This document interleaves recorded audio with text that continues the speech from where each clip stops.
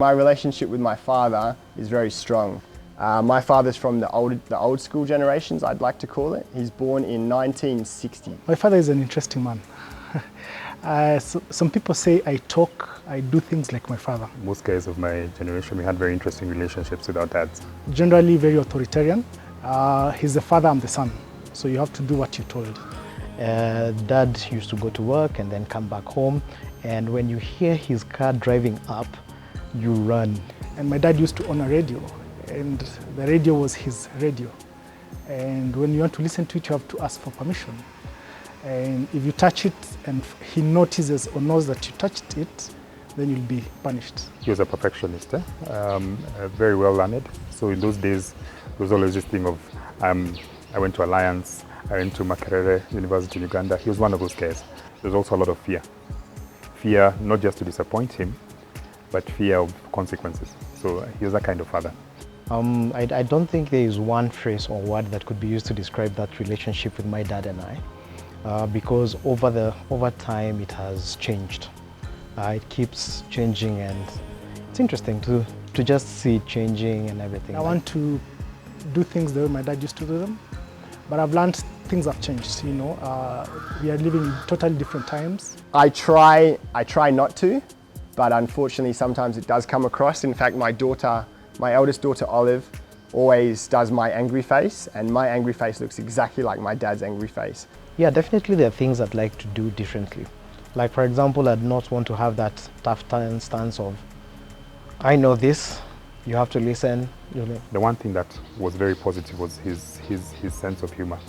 So he's the kind of person who, there's an atmosphere of tea in the house, then you're all at the dinner table, because then dinner tables are used for eating, not for studying like nowadays.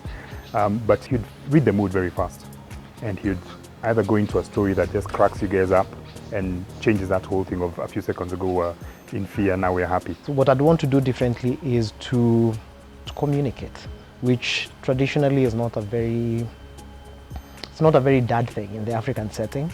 To communicate with your son, to let them know, I am listening to you, I see you, I hear you. I was of the belief that a father has to provide for his family. A father has to go to work in the morning, has to come home at 7, do the discipline in the house, then go to sleep and do that again the next day.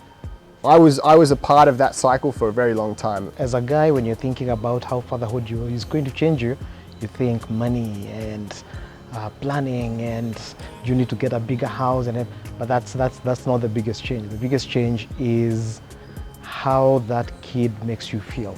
During the birth of my daughter and my son, and that totally changed a lot of things for me, because I got to respect life and my part in playing, the part I play in that life of my children, and also the fact that I need to be there. What I like most is just having time with my children. Despite my busy schedule at work, I just find time to be with my children, you know. Put everything aside, you know, we roll on the carpet, play together, you know, and tease each other, and, you know. There are so many definitions, but if I had to summarize all those definitions, it's being there. Be there. Not just physically saying, but I come home every day. There's responsibility and presence, or being present. Time. Your kids do not care how deep your pockets are. Your kids do not care if they have the best toy or if they have the newest game. I've tried all of those things. I bought my kids the newest toys. They wanted to play with the box. Proudest moments. You know, 18 months seems short, but it's also so dynamic, and you have so many of those moments where you say, this is my proudest dad moment. Like when your son first walks.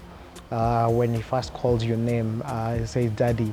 I think for all my children, my proudest moment is when I hold them for the first time when they're born.